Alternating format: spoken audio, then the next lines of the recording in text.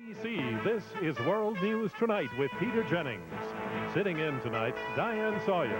Good evening. We begin tonight with politics, the Persian Gulf, and the administration's effort to keep them separate. After a long holiday recess, Congress is coming back to town. It resumes business tomorrow. Voices questioning Mr. Bush's policies in the Gulf are being heard from again.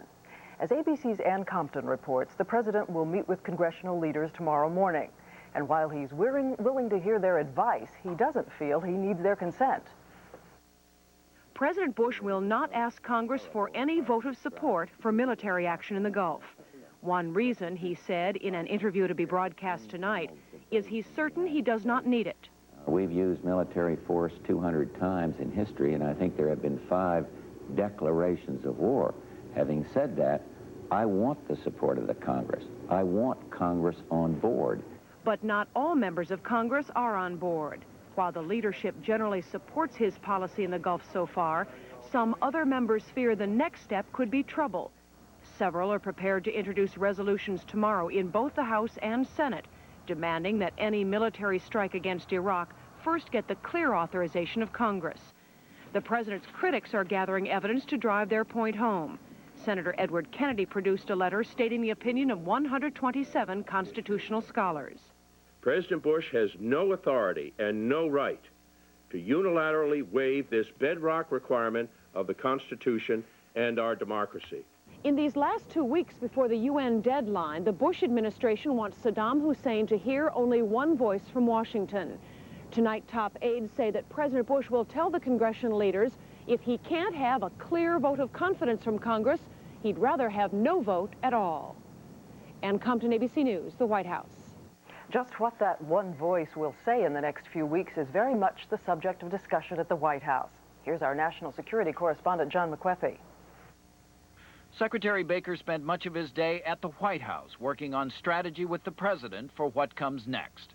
Baker is expected to travel to the Persian Gulf and Europe next week.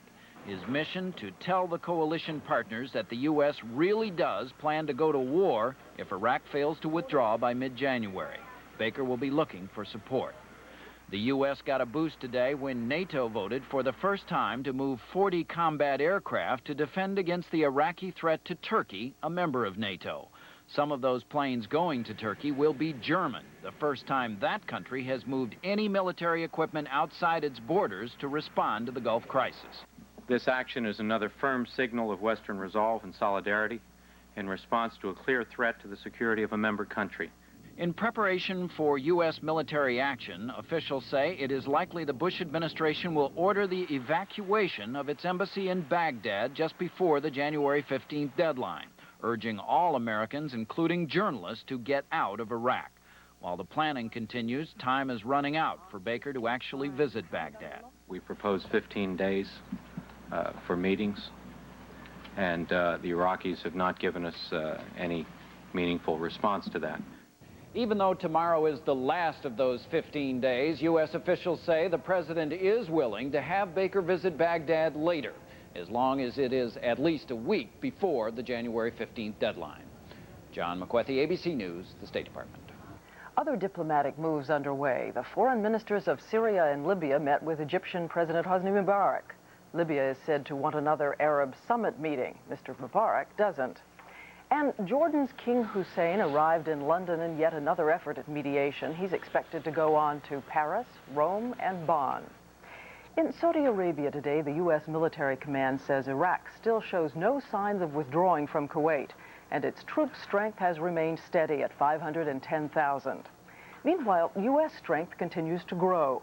A naval task force of 13 ships with 7,500 Marines on board sailed for the Gulf from the Philippines today. And just behind it, another battle group led by the aircraft carrier USS Ranger.